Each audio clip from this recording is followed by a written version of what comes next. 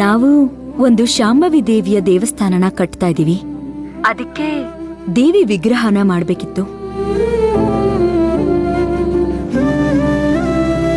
ತಾವು ತುಂಬಾ ತದ್ರೂಪವಾಗಿ ದೇವಿ ವಿಗ್ರಹನ ಮಾಡ್ತೀರಾ ಅಂತ ಕೇಳ್ಪಟ್ಟೆ. ಅದೇ ವಿಚಾರವಾಗಿ ನಾವು ನಿಮ್ಮ ಹತ್ರ ಮಾತಾಡ್ಬೇಕಾಗಿತ್ತು. ತಾವು ನಮ್ಮ ಮನೆಗೆ ಬರಕ್ಕಾಗತ್ತಾ? ಖಂಡಿತ ಬರ್ತೀನಿ. ಇವತ್ತು ಸ್ವಲ್ಪ ಬ್ಯುಸಿ ಇದ್ದೀನಿ. ನಾಳೆ ಬೆಳಿಗ್ಗೆ ಬರ್ಬೋದಾ? ಹಾಗೆ ಆಗ್ಲಿ, ತಪ್ಪದೆ ಬನ್ನಿ. ಈ ನಂಬರ್ ನಿಮ್ ವಾಟ್ಸಾಪ್ ಅಲ್ಲಿ ಇದೆ ಅಲ್ವಾ? ಹಾ, ಇದೆ ತಾಯಿ. ರೂಪಾ ಆಂಟಿ, ಅಮ್ಮ ಏನು ದೇವಸ್ಥಾನ ವಿಗ್ರಹ ಅಂತೆಲ್ಲ ಮಾತಾಡ್ತಿದಾರಲ್ಲ? ಅಮ್ಮ ಏನಾದ್ರೂ ಮಾತಾಡ್ಕೊಳ್ಳಿ, ಬಾ ಟ್ಯೂಷನ್ಗೆ ಹೋಗೋಣ. ಹಾಗಾದ್ರೆ ನಾನ್ ನಿಮ್ ನಂಬರ್ಗೆ ನನ್ ಮನೆ ಲೊಕೇಶನ್ನ ಕಳಿಸ್ಕೊಡ್ತೀನಿ. ಸರಿ, ಬನ್ನಿ. ಬಾಯ್. ನಾವು ದೇವಿ ವಿಗ್ರಹನ ಮಾಡೋದ್ರ ಬಗ್ಗೆ ಮಾತಾಡೋಣ. ಆಯ್ತು, ಖಂಡಿತ ಬರ್ತೀನಿ ತಾಯಿ. ನೀವು ಬರುವಾಗ ವಿಗ್ರಹದ ಡ್ರಾಯಿಂಗ್ಗಳನ್ನ, ಅದರ ರೆಫರೆನ್ಸ್ಗಳನ್ನ ತಪ್ಪದೆ ತರಬೇಕು. ಅದನ್ನ ನೋಡಿ ಯಾವ ತರ ವಿಗ್ರಹ ಬೇಕು ಅನ್ನೋದನ್ನ ನಿರ್ಧಾರ ಮಾಡಬಹುದು. ನನ್ನ ಹತ್ರ ಒಂದಷ್ಟು ಸ್ಯಾಂಪಲ್ ಡ್ರಾಯಿಂಗ್ಸ್ ಇದೆ ತಾಯಿ. ಅದನ್ನೇ ತರ್ತೀನಿ, ನೀವು ಡಿಸೈಡ್ ಮಾಡ್ಕೊಳ್ಳಿ.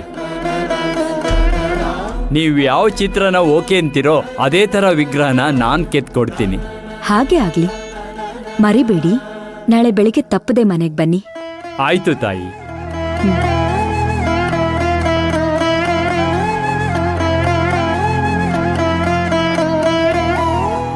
ಅಮ್ಮವ್ರೆ, ಹ್ಮ್ ನಿಮ್ಗೇನಾದ್ರೂ ಜ್ಯೂಸ್ ತಂದ್ಕೊಡ್ಲಾ?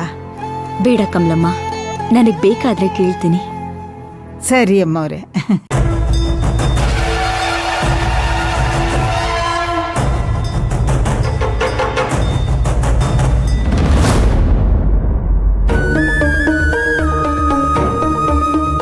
ಅಲ್ಲ ಅಶೋಕ್, ನಾವಿವ್ರು ಹೇಳ್ತಿರೋ ಟೈಮಲ್ಲಿ ಮನೇಲಿ ಇರ್ಲೇ ಇಲ್ಲ.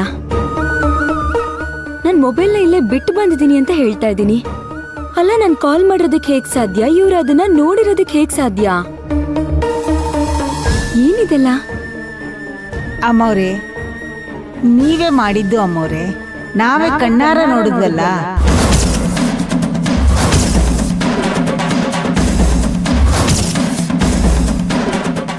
ಎರಡೂವರೆಯಿಂದ 3 ಗಂಟೆ ತನಕ ಅಂತ ಹೇಗೆ ಕರೆಕ್ಟಾಗಿ ಹೇಳ್ತೀರಾ ಅಂತ ನೀವು ಕೇಳಿದ್ರೆ, ಅದು ಭೈರವಿ ಜ್ಯೂಸ್ ಕುಡಿಯೋ ಟೈಮ್ ಅಮ್ಮ.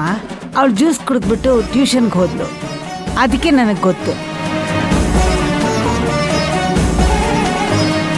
ಅಲ್ಲ, ಇದು ಹೇಗ್ ಸಾಧ್ಯ ಅಶೋಕ್? ನಾವು ಈ ಮನೆಯಲ್ಲೇ ಇರ್ಲಿಲ್ಲ, ಮೊಬೈಲ್ನ ಕೂಡ ತಗೊಂಡು ಹೋಗಿರ್ಲಿಲ್ಲ. ಅಂದ್ಮೇಲೆ ನಾನು ಹೇಗ್ ತಾನೇ ಫೋನ್ ಮಾಡೋದಕ್ ಸಾಧ್ಯ?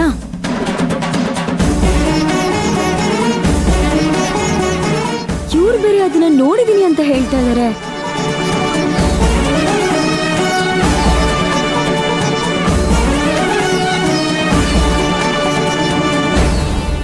ಶಿವಗಾಮಿ, ನನಗನ್ಸುತ್ತೆ ಇದಕ್ಕುತ್ತರ ಗುರೂಜಿ ಹತ್ರ ಮಾತ್ರ ಸಿಗೋದು. ಗುರೂಜಿಗೆ ಫೋನ್ ಮಾಡು.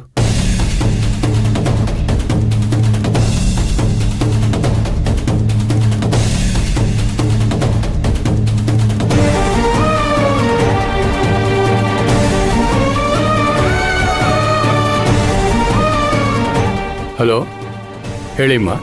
ಹಲೋ ಗುರೂಜಿ, ನಿಮ್ ಹತ್ರ ಒಂದೆರಡು ನಿಮಿಷ ಮಾತಾಡ್ಬೋದಾ? ಮಾತಾಡಿ. ನಮ್ ಮನೇಲಿ ಒಂದು ವಿಚಿತ್ರವಾಗಿರೋ ಘಟನೆ ನಡೆದಿದೆ ಗುರೂಜಿ. ನೆನ್ನೆ 2 ಗಂಟೆಯಿಂದ 5 ಗಂಟೆ ಟೈಮಲ್ಲಿ ನಾನು ಮತ್ತೆ ಅಶೋಕ್ ಮನೇಲಿರ್ಲಿಲ್ಲ. ಆದ್ರೆ ಇವತ್ಯಾರೋ ರವಿವರ್ಮ ನನ್ ಶಿಲ್ಪಿ ಅಂತ ಹೇಳ್ಕೊಂಡು ಮನೆಗ್ ಬಂದಿದ್ದಾರೆ. ಶಾಂಭವಿ ದೇವಿ ವಿಗ್ರಹನ ಕೆತ್ತದಕ್ಕೆ ನೀವ್ ಹೇಳಿದ್ರಲ್ಲ, ಅದಕ್ಕೆ ಬಂದೆ ಅಂತ ಹೇಳ್ತಾ ಇದ್ದಾರೆ. ಅಲ್ಲ ಗುರುಜಿ, ನನ್ ಮನೆಯಲ್ಲೇ ಇರ್ಲಿಲ್ಲ ಅಂದ್ಮೇಲೆ ನನ್ ಫೋನಿಂದ ಇವ್ರಿಗೆ ಯಾರು ಕಾಲ್ ಮಾಡಿರೋದಕ್ಕೆ ಸಾಧ್ಯ? ಮುಖ್ಯವಾದ ವಿಷಯ ಅಂತಂದ್ರೆ, ನಾನು ಫೋನ್ನ ತಗೊಂಡೇ ಹೋಗಿಲ್ಲ, ಮನೆಯಲ್ಲೇ ಬಿಟ್ಟು ಹೋಗಿದ್ದೆ. ಮತ್ತೊಂದು ಮುಖ್ಯವಾದ ವಿಷಯ ಅಂತಂದ್ರೆ, ಕಮಲಮ್ಮ ನೀವು ಮಾತಾಡಿದಿನ ನಾನು ನೋಡ್ದೆ ಅಮ್ಮವ್ರಿ ಅಂತ ಹೇಳ್ತಾ ಇದ್ದಾರೆ. ನನಗೊಂದು ಅರ್ಥ ಆಗ್ತಾ ಇಲ್ಲ ಗುರುಜಿ, ಯಾಕೋ ಎಲ್ಲ ತುಂಬಾ ವಿಚಿತ್ರ ಅಂತ ಅನ್ನಿಸ್ತು. ಅದಕ್ಕೆ ನಿಮಗ್ ಕಾಲ್ ಮಾಡ್ದೆ. ನಾನೇ ನಿಮ್ಮ ಹತ್ರ ಇದ್ರ ಬಗ್ಗೆ ಕಾಲ್ ಮಾಡಿ ಮಾತಾಡಬೇಕು ಅಂತ ಅನ್ಕೊಂಡಿದ್ದೆ. ನಿನ್ನೆ ರಾತ್ರಿ ನನ್ನ ಕನಸಲ್ಲಿ ದೇವಿ ಬಂದಿದ್ಲು.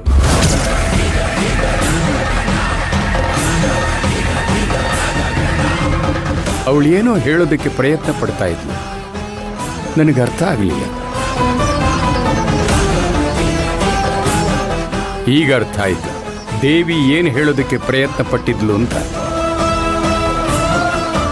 ಇದೆಲ್ಲನೂ ದೇವಿನೇ ಮಾಡಿರೋದು.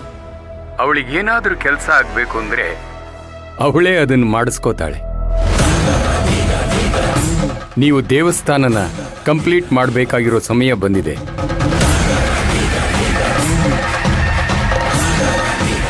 ದೇವಸ್ಥಾನ ಅರ್ಧಂಬರ್ಧ ಆಗಿರೋ ಬಗ್ಗೆ ಅವಳಿಗೆ ಅಸಮಾಧಾನ ಇದೆ.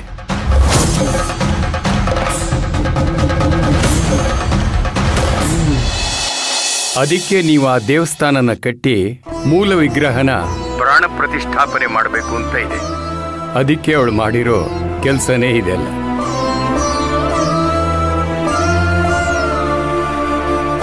ದಯವಿಟ್ಟು ಆ ದೇವಸ್ಥಾನನ ಕಟ್ಟಿ ಬೇಗ ಮುಗಿಸ್ಬಿಡಿ ಅಮ್ಮ.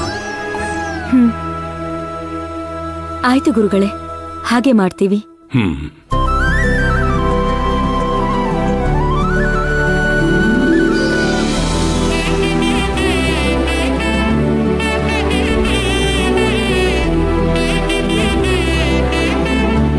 ಇದು ದೈವ ಸಂಕಲ್ಪ ಅಶೋಕ್. ನಾವು ದೇವಸ್ಥಾನ ಕಟ್ತಾ ಇದೀವಿ. ಅದಕ್ಕೆ ಒಂದು ವಿಗ್ರಹನ ಪ್ರಾಣ ಪ್ರತಿಷ್ಠಾಪನೆ ಮಾಡ್ಬೇಕು ಅಲ್ವಾ? ಅದಕ್ಕೆ ಅವಳೇ ನನ್ನ ರೂಪದಲ್ಲಿ ಇವ್ರಿಗೆ ಕಾಲ್ ಮಾಡಿರೋದು.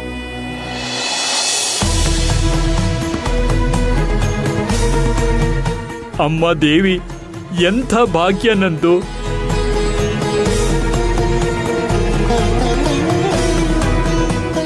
ನನ್ನ ಜೀವನ ಪಾವನ ಆಗೋಯ್ತಮ್ಮ. ಇದಕ್ಕಿಂತ ಭಾಗ್ಯ ಬೇಕಾ ತಾಯಿ? ರವಿ ವರ್ಮಾ ಅವ್ರೆ, ವಿಗ್ರಹ ಮಾಡೋದಕ್ಕೆ ನಿಮ್ಮ ಹತ್ರ ರೆಫರೆನ್ಸು ಯಾವ್ದಾದ್ರು ಡ್ರಾಯಿಂಗ್ ಏನಾದ್ರೂ ಇದೆಯಾ? ಹಾ, ತಂದಿದ್ದೀನಮ್ಮ. ತಗೊಳ್ಳಿಮ್ಮ.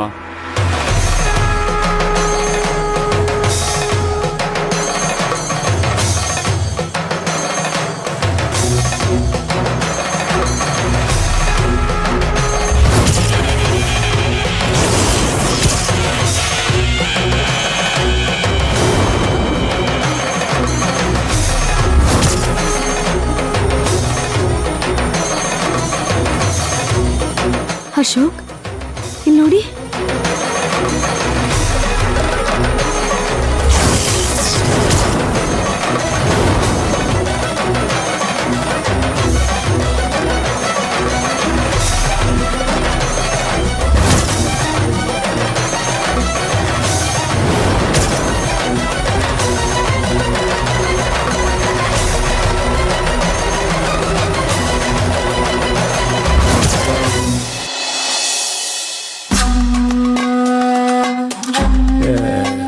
ಯಾರು ಇಲ್ಲ.